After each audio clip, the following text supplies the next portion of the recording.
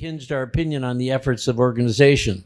Regarding your points about taxation, corporate status, I heard that Jaya Tirtha wanted to make a big plan for centralization of management and taxes and monies and corporate taxes and bookkeeping, credit like that. And I do not at all approve of such a plan. Do not centralize anything. I think anyone's been in the movement for a decade or so or more has heard about this quote. And therefore, let's take the elephant in the room right away and see where it goes. So we're going to take a look at the myths about what Srila Prabhupada wanted for the ISKCON organization. It is an organization, even if it's disorganized, it's still an organization. And whether personalism can grow and ripen within a more structured environment. Now, here's the definition we're going to work with, so we're all on the same page. An organization is an organized group of people with a particular purpose. By the way, if I'm speaking too quickly, just tell me to slow down, okay? Such as a business or a government department. Now here, Srila Prabhupada cited the word organization in his books. Hare Krishna. 5. It's nice to see you after all this time. You haven't changed a bit. Come on this side here. Here the women are sitting in the front. We put the women in the front. Okay. So Prabhupada cited the word organization. We just defined organization, and we read the elephant in the room quote, don't centralize anything. We read that full quote. So he cited the word organization 573 times that I found in Vanipedia. And, which is my favorite site. Hare Krishna. Thank you very much, Vishnu Murti. So welcome. We would like to begin by first expressing our deep gratitude and appreciation to all of you for coming not only to this seminar, but making your way all the way here to Sri Dham Mayapur to attend the ILS festival. So we would like to congratulate you. We're sure that you've all come from many different places across the world. So it's taken a lot of Lakshmi and also a lot of energy.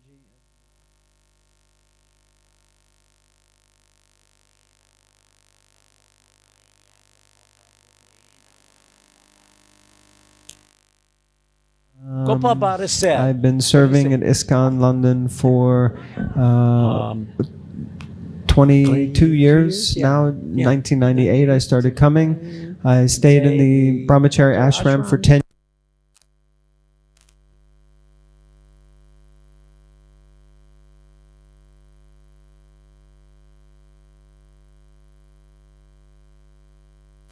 Got married and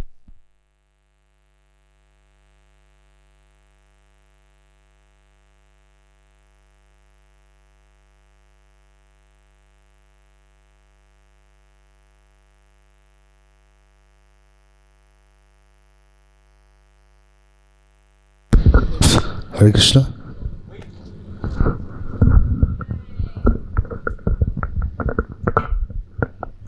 We're really glad you're here. No, that was a comic relief. All right. So, where are we? Okay, so organization we defined, and centralization. The concentration of control of an activity or organization under a single authority. In this case, it's the ultimate managing authority, GBC. In the case of our organization.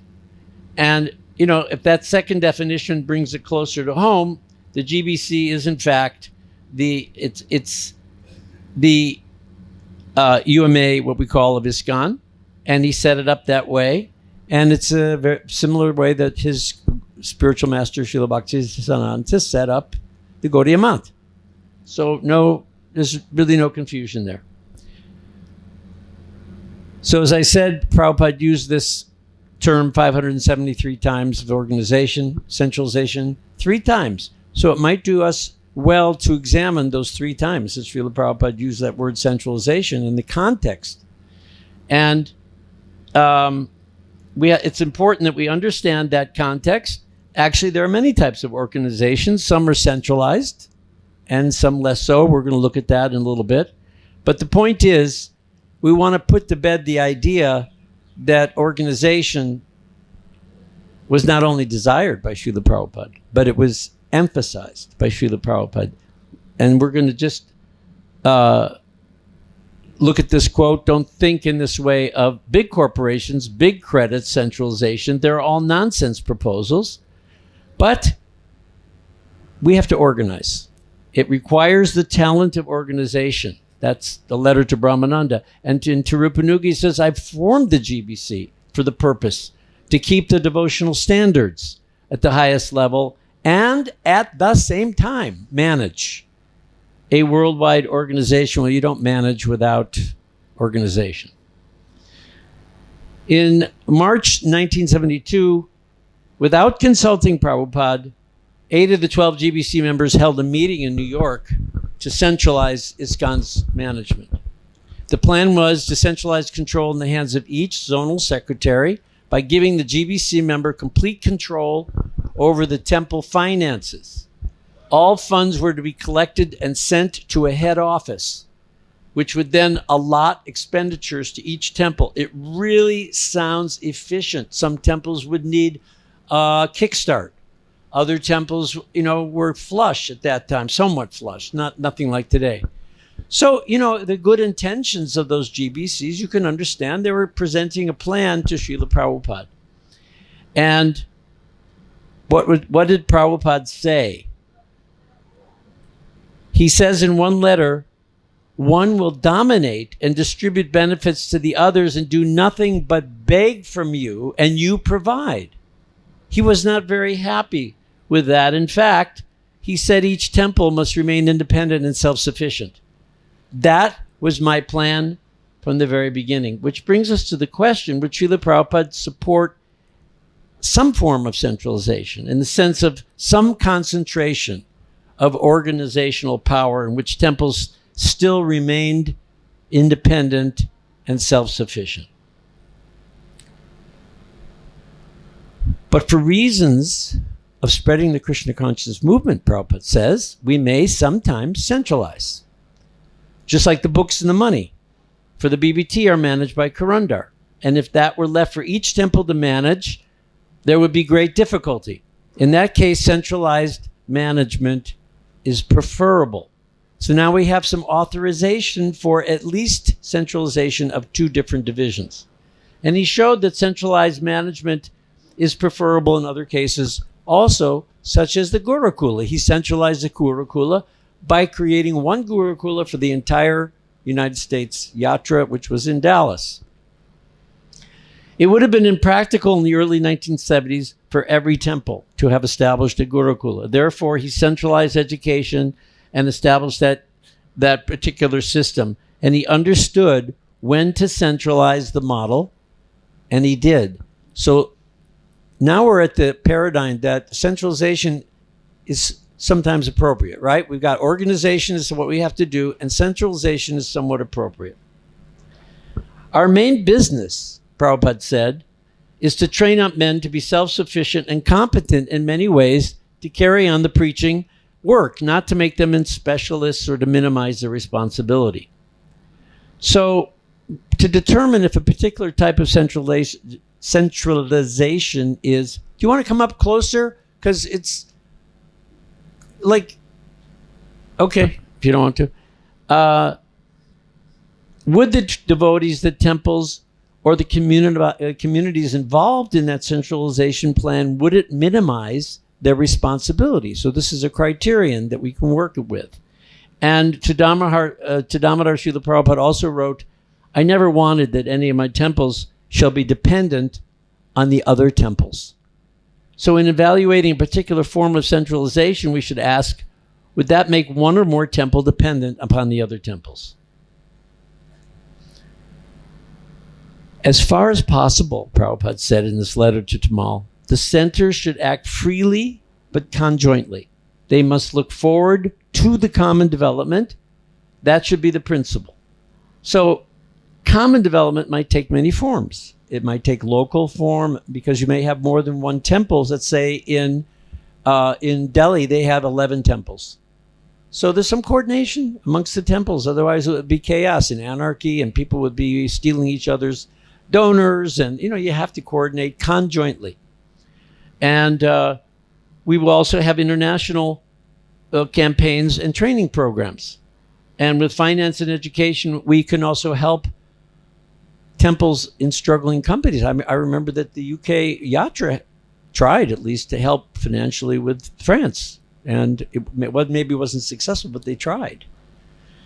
And the funds for those centralized efforts can come from individuals and come from temples in different parts of the world. Thus, the temples are still acting freely, but conjointly, and for common development. The temples receiving the help would remain independent, and those giving the help would increase their sense of responsibility, expanding it to the more global aspects of Krishna conscious movement, Hare Krishna movement.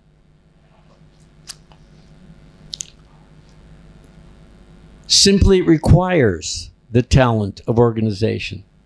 And I formed the GBC for that purpose. So these efforts at centralization, where the energy is consolidated for the benefit of the whole body, embody the spirit of that cooperation, which he consistently promoted. And the joint global ventures increase the responsibility of individuals and temples for a common good.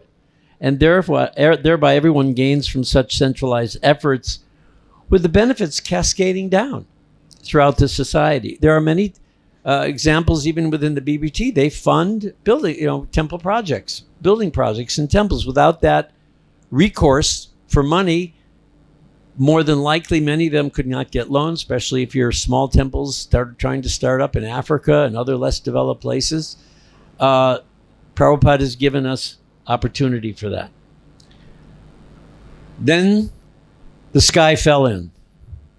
This is a picture from 1978, as you can see, of those leaders.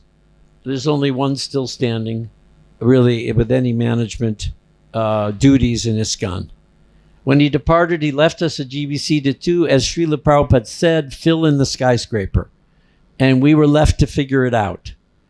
And goes without saying, but I'll say it, we've gone through some very difficult growing pains.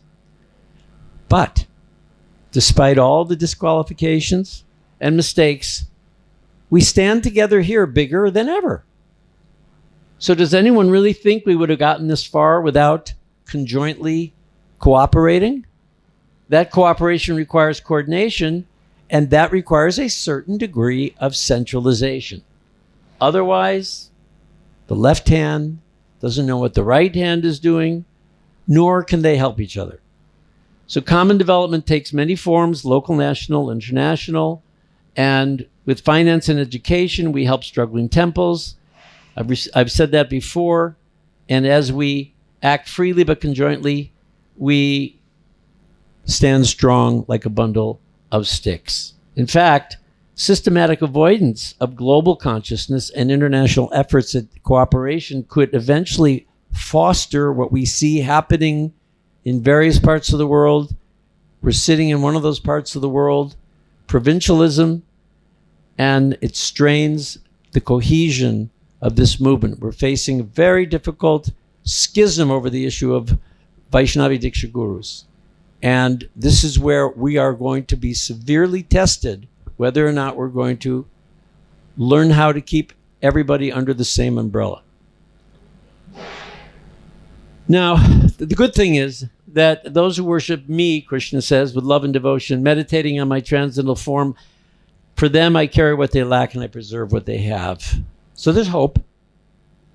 I mean, here we are, after all these decades. We certainly couldn't have figured it out ourselves.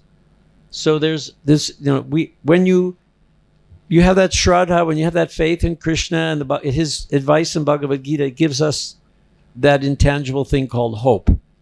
And sometimes hope feels like despair. And you know what the antidote for despair is in devotional service? Everyone know what the antidote, besides, chanting your rounds and going to the temple program and, trying to drill in on the sadhana? which sometimes works, sometimes doesn't work. But I'll tell you what always works. If you're hopeless, Sadhu Sanga, your friends in Krishna consciousness, those people that love you and you love them. And that's not everybody. We're not Krishna. We haven't figured out that yet, how to love everybody. But we certainly have people that love us and that we love.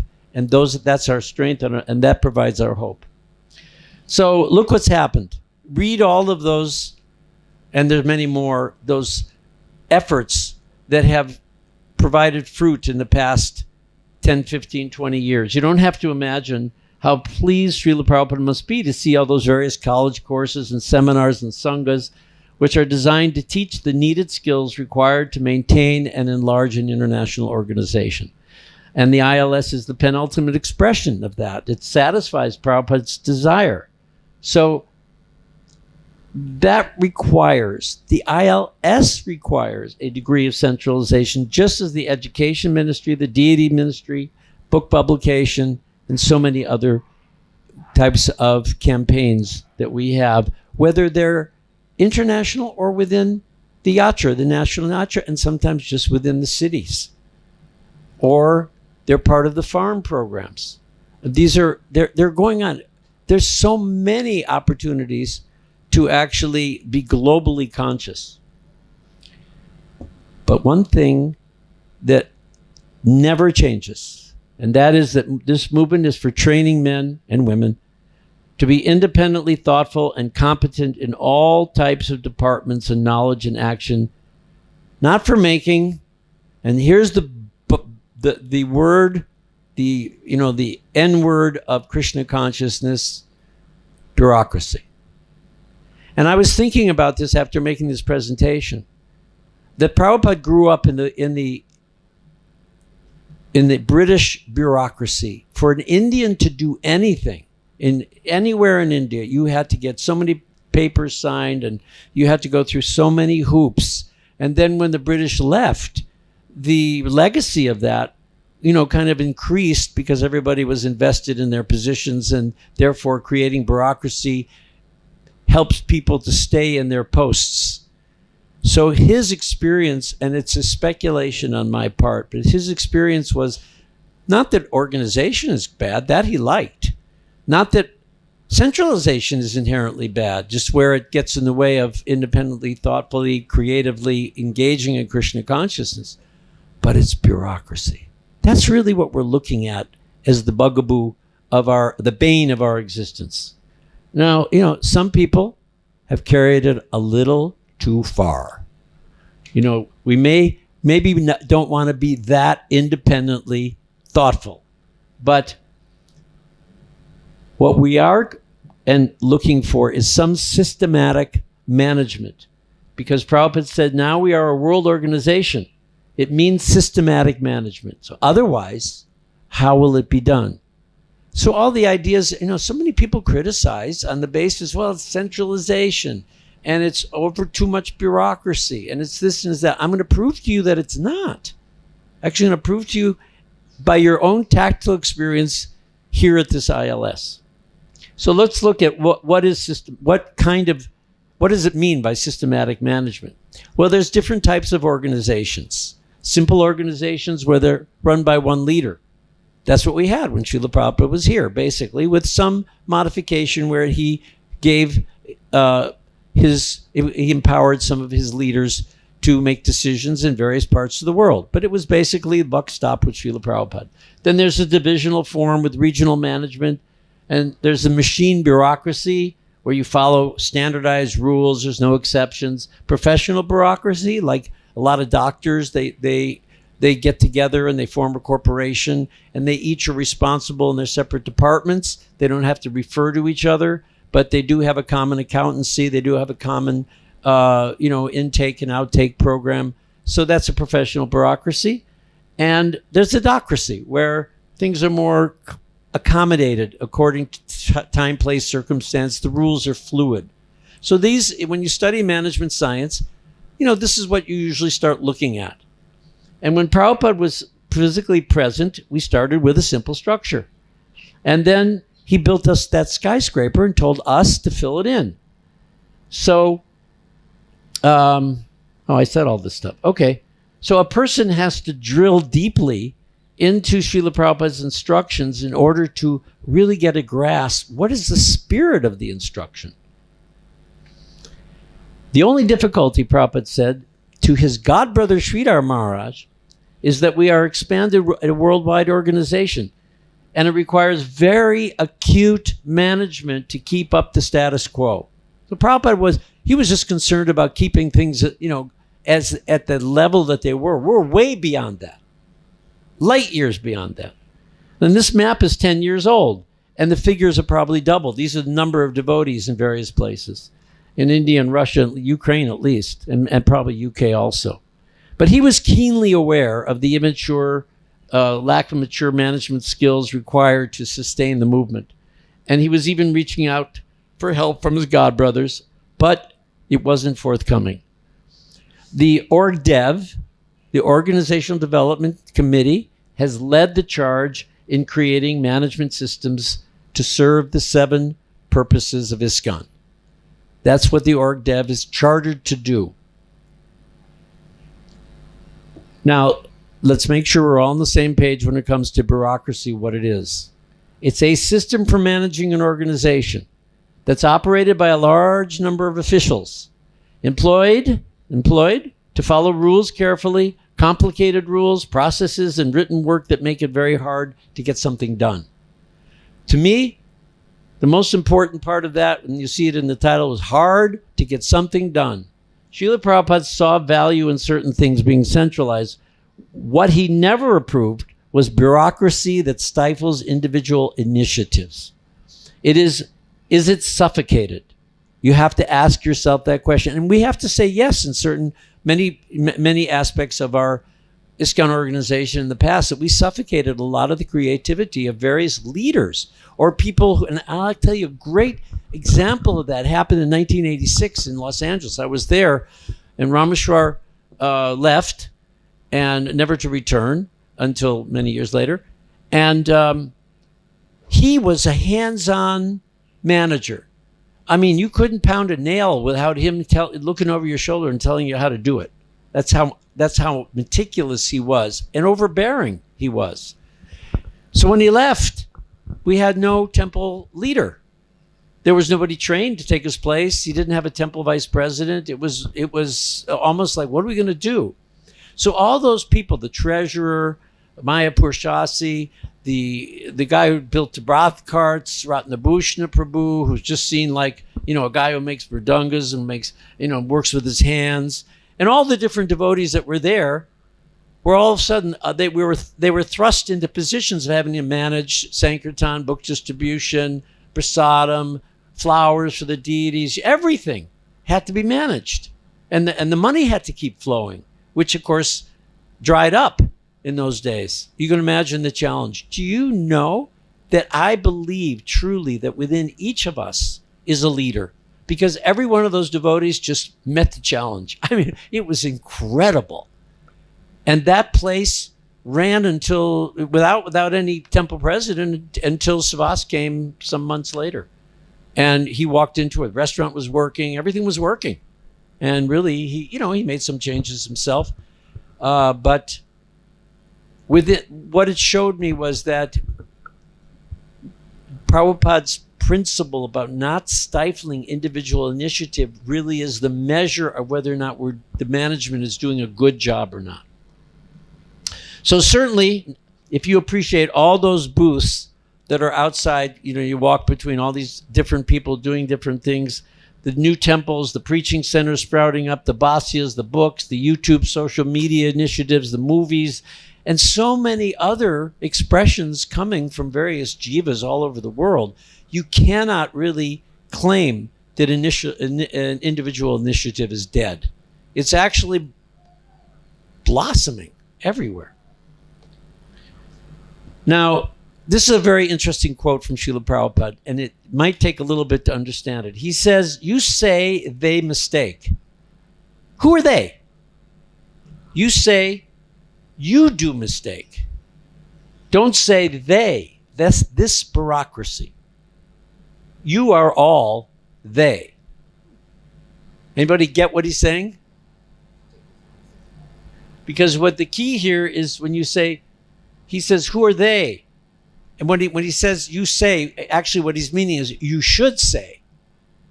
You do mistake. I'm the one that made the mistake, not they. Because pointing the finger outward has four fingers pointing at yourself. It's that principle. And here Prabhupada makes it very clear that bureaucracy is when we don't take responsibility, even against all the obstacles that we have. We have no justice system in ISKCON, not one really of any value. It's been years in it. So what are we going to do? Somebody has to take that initiative. Now, maybe Devakinanda is doing it. Finally, he had that organized that entire meeting of lawyers from all over the world in Alachua, Florida, not long ago. So, eventually somebody gets it together and gets creative and figures out a way around the rules, and it gets done. And Prabhupada put in charge of ISKCON all of those people that could get things done, even the Gargamunis of the world, the Gargamunis, he called them, and the Tamals of the world. These are people that could, and people like Shamsundar, they could just get things done. I remember it was amazing. A 17-year-old girl comes to India. She's a disciple of Prabhupada in 1970. Her name is, it'll come to me in a minute.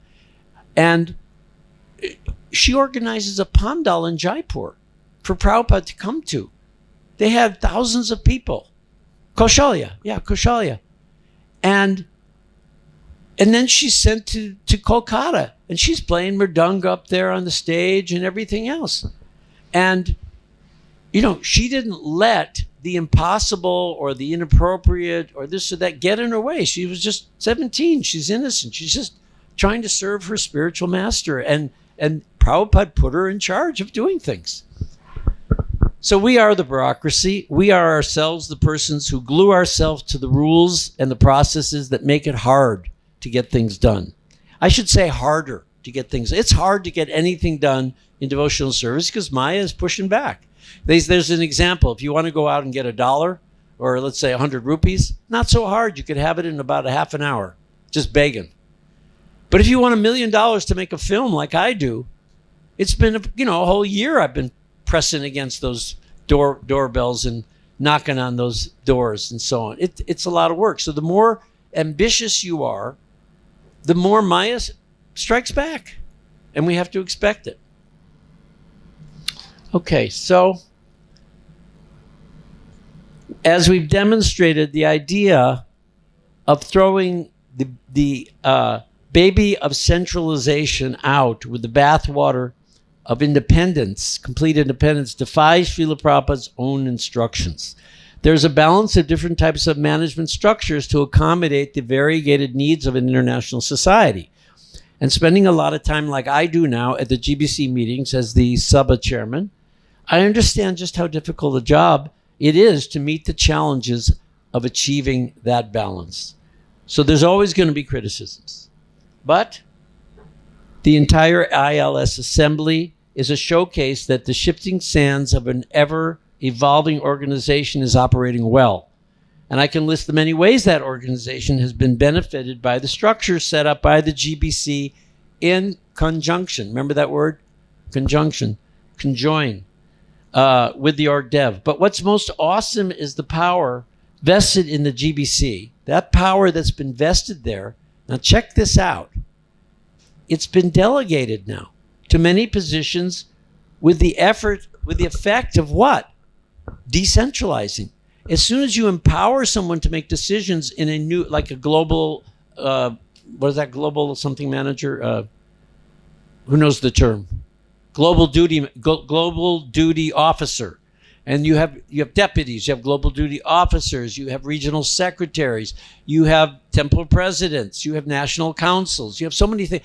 As soon as you create all these organizations within the parent organization, those decisions only the most vexing of them ever make it up to the top level, and everybody gets a chance to make decisions all the way down. So it's actually decentralizing the power, which is what Prabhupada wanted.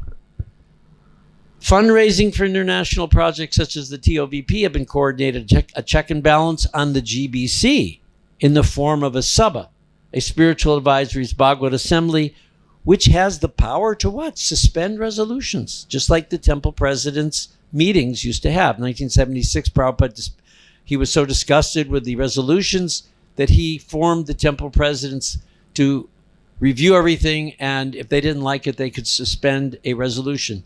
Now that has been authorized and created in 2018 as a part of the institution called the Spiritual Advisories Bhagavad Assembly. You can't say that's giving more power to the GBC. It's actually checking their power. So to their credit, one has to, they are actually decentralizing things. It's slow, and we're going to talk about the fact that within the amount of challenges that we have, and they are pretty heavy challenges, the wrestling with ideas, the Vaishnava Diksha Guru issue, and the debates, the tussle over Guru Tattva, the tug-of-war of the book changes, which we can talk about afterwards. Every other apparent loose end is just part and parcel of that struggle for a deeper understanding and for us developing the qualities of what? Tolerance, patience, and when you practice that, the fruit of that is humility. But in a fast-paced world, life, fast solutions loom overhead as an emergency. And at the opposite spectrum of fast solutions is the concept of delayed management. It's actually a management concept. In other words, it's taught in the Wharton School of Business. It's based on the premise that many problems need not be solved, but only tolerated. Delayed management capitalizes on a change in situation, changing moods, changing needs with time. And intelligence lies in knowing which problems can be solved and which ones can be tolerated. And I can say it goes back to that 12-step prayer, God grant me the serenity to know the things I cannot change, to change the things that I can, and the wisdom to know the difference. It's a balance. It goes back to that balance. And in fact, it's a lesson taught to us by Lord Ram himself, because he waited 4 months of monsoon weather before he went to rescue Sita. His wife was with a demon, and he just went, no, the time is not ripe. This is time delay management. We're going to wait 4 months, let the rest of the monkeys come, monsoon season will be over, then we'll go rescue her. But many of us have not recognized that the de-bureaucratizing of the society has been going on for some years. And authority is being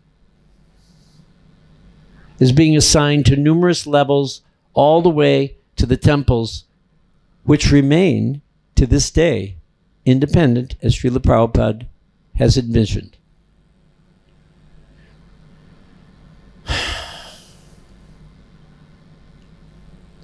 For those who find fault with the efforts to organize ISKCON, I offer the lesson that Srila Prabhupada taught Chayavana on a beach in Mauritius on October 4th, 1975. Chayavana asked Prabhupada, there is so much rubbish here. There's no order in this world. How can there be any higher authority? Prabhupada replied, it is organized. For thousands of years, the sea is here. The beach is there, so the sea cannot come there. This is order. And Chayavana persisted. He said, but the line of the beach is all crooked. And Prabhupada corrected him. He said, no, that's your imperfect vision. It is perfect, Prabhupada said, because he sees our efforts to organize. We may see the beach as full of trash. We may see all the faults where we are now. But I have no doubts that he sees our efforts as perfect. Perfect. Despite whatever flaws there may be, those efforts are recognized. And he said, if you relieve me of the burden of management, there will be a very great service to Krishna and the movement. So he felt it. See that everything's going on nicely. With great endeavor, we've made the framework. Now we have to see that things are going on nicely. Prabhupada is our worshipful deity. His satisfaction is our happiness. Working in conjunction with each other is not even enough to make him happy. Doing it with love and appreciation in our hearts for the efforts of each other, I believe will satisfy him more than any results. Who, when you look at the devotees, the ones particularly that you think are being too conservative, too restrictive, too this, too that, but you see instead the efforts that they're making despite all the modes of nature that are existing within them and causing them to act or think in certain ways. Such love that will come from that is the fruit of the sadhana and the practice that leave this presentation hopeful that each one of us can always see the glass as half full in our God brothers and God sisters service. And that surely will make Srila Prabhupada smile, and Srila Prabhupada smile on us. So maybe there's some time for questions. Comments, questions, anything. Nothing?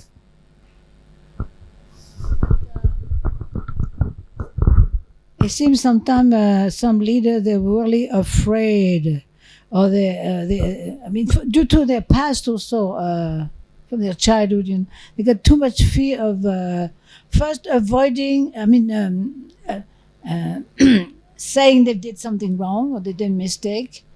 It's hard. I rarely hear, we did a mistake, we should have done it this way. It's a lot of time it's fear of losing control. Some leaders, they want to make sure. So instead of taking some risk, they should keep things stifled, Instead of taking risk, they keep things as they are. Sometimes it's really not good,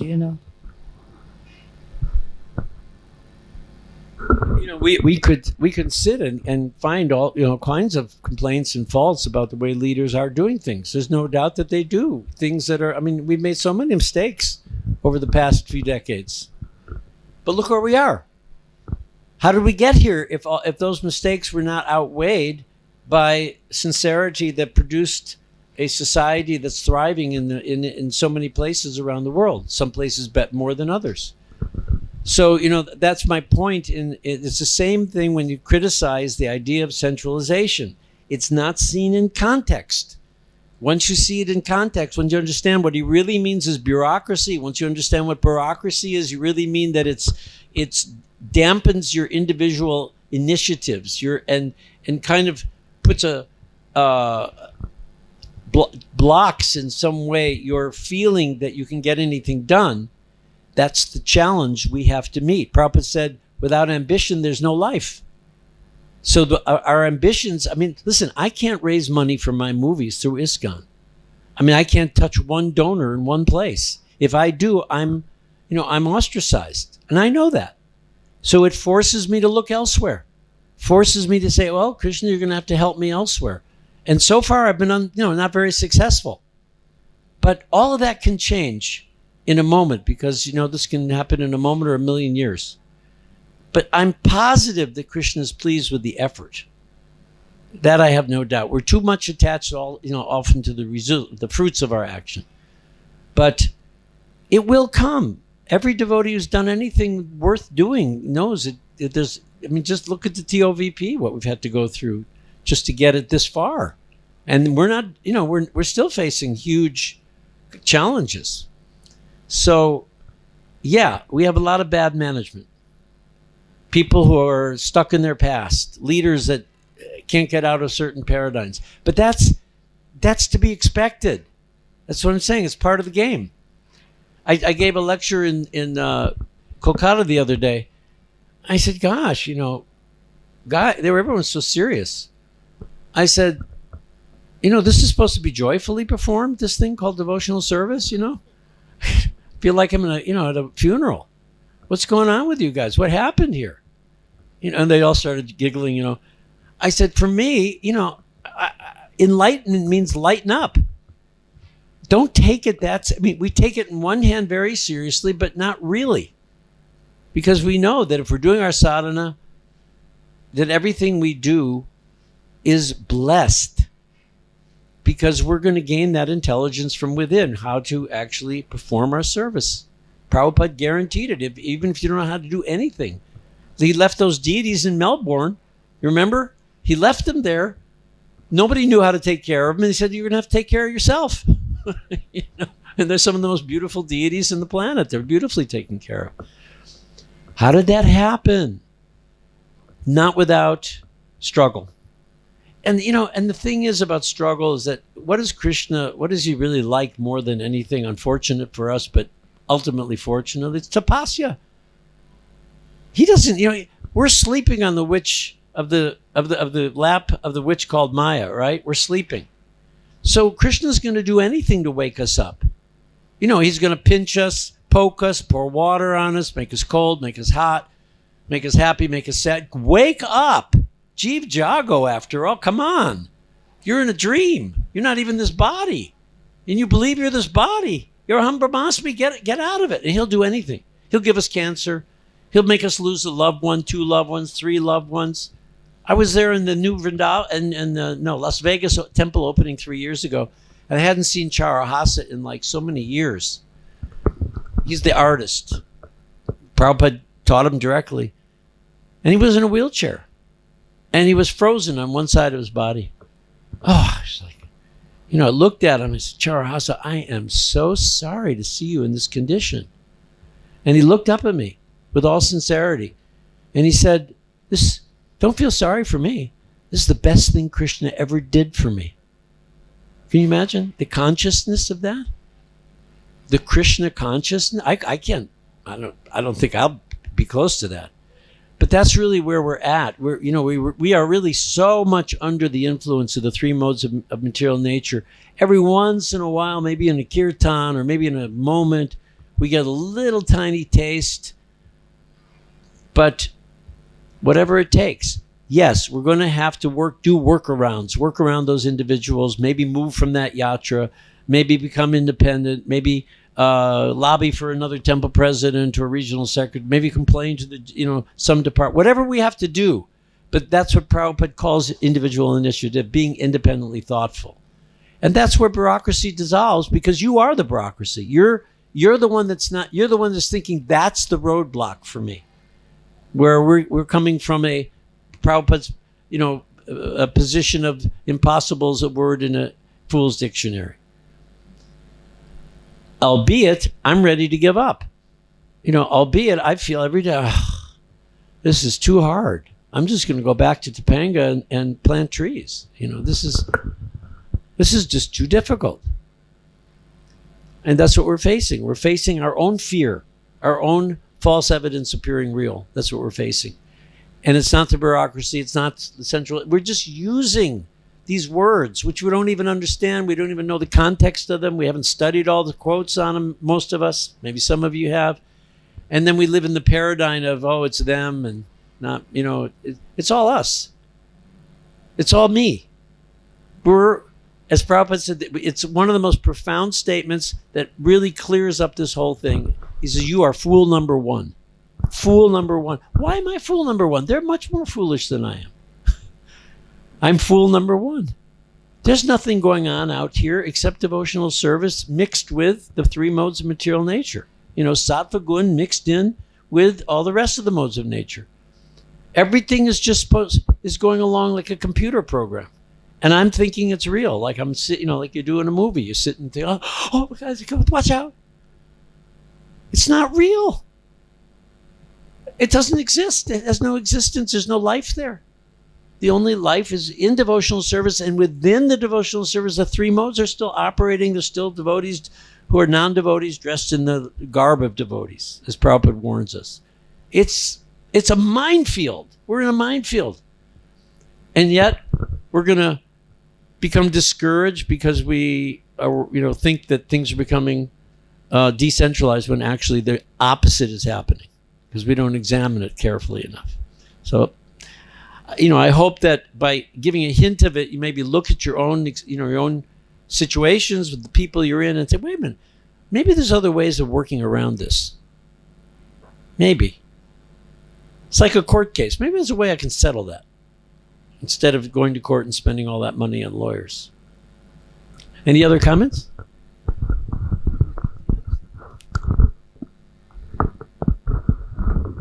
We are in an organized setup, and if we want to take some decision, we are not getting support, but it is triggered to move forward. What will be?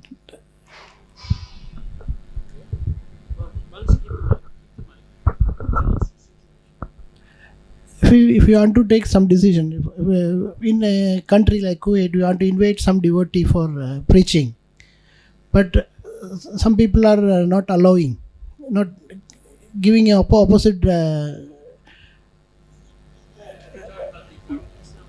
Organization setup for taking decisions. How we will move forward in these situations? In his situation, he's saying Kuwait, there's certain organizational within ISKCON. Within ISKCON, there's certain organizational heads that are not taking decisions. Therefore, nothing's moving. Right? Now we covered that. There's one way you can deal with it. It's called delayed management. In script writing, when you write a script, you have 3 acts in a script. When you go to a movie, they always the best films always work in 3 acts. And the end of the second act, the hero, he's tried everything to solve the problem, to overcome the obstacle, to save the heroine, to whatever it is. Everything's failed. And it comes to that one point usually on page 71, 72 in the script, when all is lost. He's tried everything. He doesn't have any more ideas of where to go, what to do. So, and that makes for good script writing. The more all is lost moments you have, the more the readers, oh my God, what's going to happen now? How is he going to get out of that one? The perils of Pauline kind of scenario. What's she going to do to get out of that jeopardy? So the screenwriter has to think of something. He's creating. He's God, right? It's his story. He's the God of those characters. So the phone's going to ring, or the elevator's going to crash, or there's going to be a pandemic worldwide. Something's going to happen to change everything, right? And then the hero gets another idea based on what's changed and moves forward, and eventually he becomes victorious. So our lives are like that. Believe it or not, scripts they're not written because they're not mirroring our life, of people's lives. Something happens.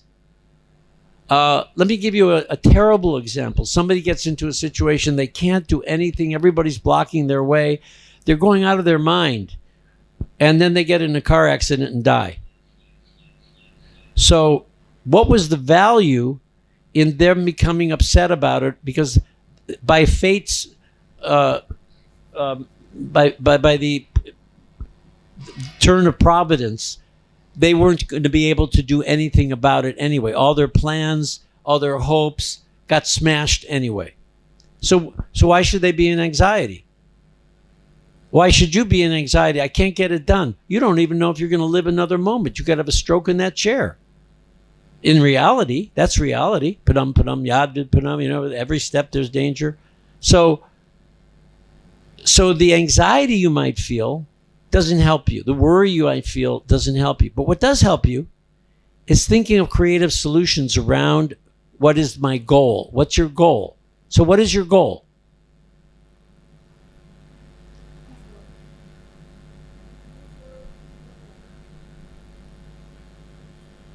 So if you can't move forward, you know how Bombay traffic works? If you're in a 3-wheeler and they can't move forward over here, but they squeeze in over on the right side. I don't know how they do that. They just squeeze in and then you push someone over a little bit, and pretty soon they're at the light.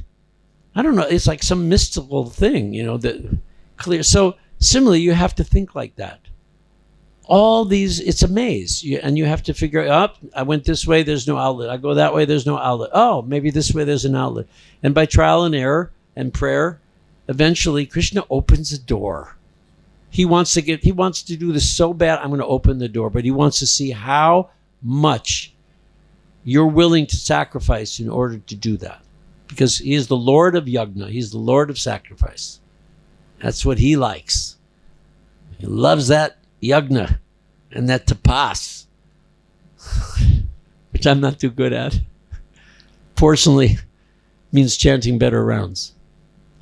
So, does that help? Does it help you? See it differently. Consciousness is different. As an opportunity, not as a blockade. It's what I have to train myself to do every day when I'm trying to figure out, okay, that door shut. What am I going to do? And then some days I don't know what to do. And then Krishna opens some other door. And I go, oh, okay, another door. How many doors am I going to have to go through or knock on in order to be successful or even not be successful? Prabhupada himself, as you know, went down to the Scindia office wondering when that ship was coming back. He wasn't getting too far. So it gave him a little solace that maybe there was an out. But he had success before that boat came back. So although you might speculate that he had the desire to give it up, we don't know. I'm just saying Krishna arranged that things popped before he gave up. So that's also there. And sometimes you have to almost get to that point of such exhaustion that you just prostrate yourself in front of the deities. I don't know what to do. I'm at wit's end. It's up to you now, because I have no clue. You know, that all is lost moment means all is lost in terms of your material desire. Whatever subtle desires are there for pratishta or anything else. And then, but that's why bureaucracy in and of itself is actually not such a bad thing, because it forces the individual to be creative. You have to look at it as half full. Otherwise, you're going to lose your enthusiasm. And you're going to blame others. And you're going to point that finger. And you're going to do what I'm now going to give you a little preview because we have time. Would you like a little preview? You know there's a poison issue going on, right? So how do we get through that poison issue? It's all, you know, you go to the internet, people blaming Prabhupada for blaming Bhakti True and Maharaj and others for poisoning Prabhupada, right? Huh?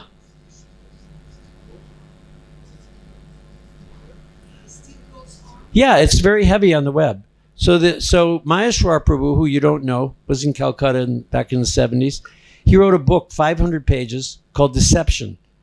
And that book completely destroys any arguments that they make that Prabhupada was poisoned by cadmium. But the question is, how do you get their eyeballs to even know about this book? So they commissioned Bir Krishna Maharaj to make a promo, which he premiered at the last meeting. They didn't like it. So they asked me to help. So we didn't have much of a budget, but you want to see what we came up with? It's 2 minutes. Do we have time? What time is it? Okay. So then, but we don't have sound. I'll put this next to them. Okay. Or maybe we don't have. Do we have sound? Anyway. Okay. Let's see.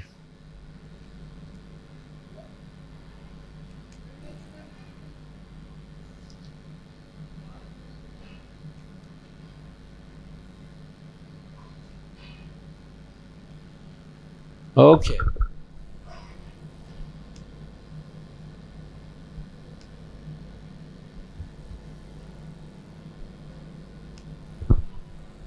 Have you ever been maligned by unfavorable?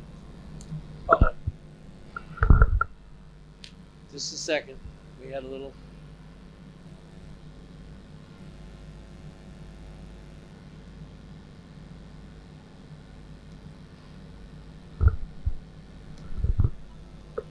Have you ever been maligned by unfavorable rumors?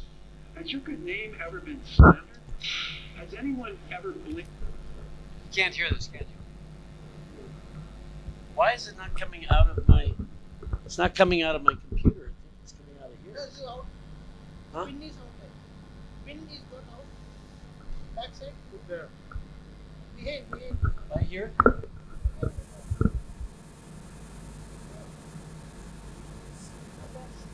Here. Have you ever been maligned by unfavorable rumors? Has your good name ever been slandered? Has anyone ever blamed you of doing something you did not do? You scream inside yourself, I am not guilty, but the accusation has already tarnished your reputation. How can you ever restore your good name?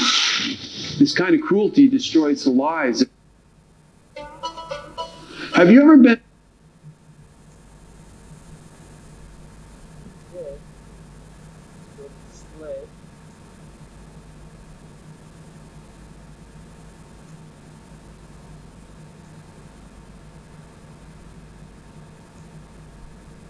Okay.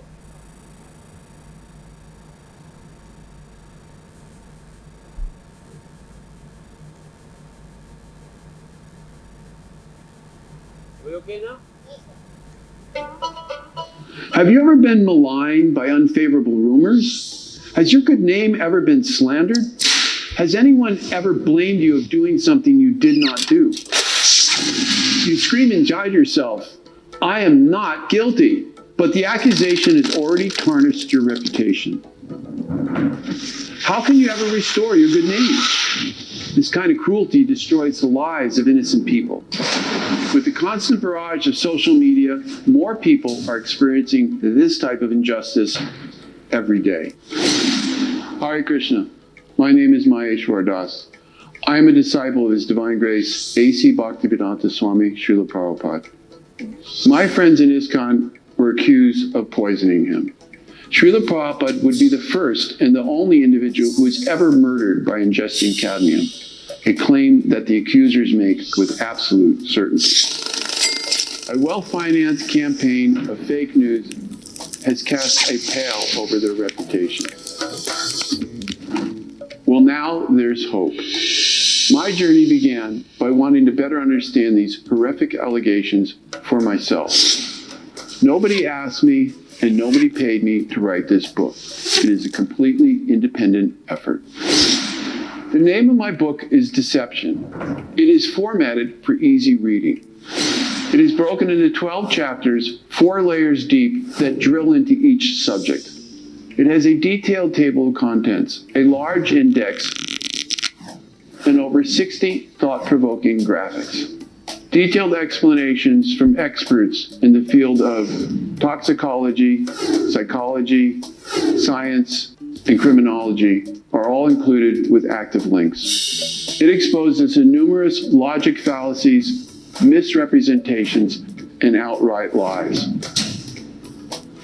If you have any doubts about the actions or the motivations of those devotees who served Srila Prabhupada right up to his last breath, then let those suspicions be slain by this sort of knowledge. Before you close your mind, open it. Don't let the poison propaganda disturb you anymore. Deception is available at Amazon.com.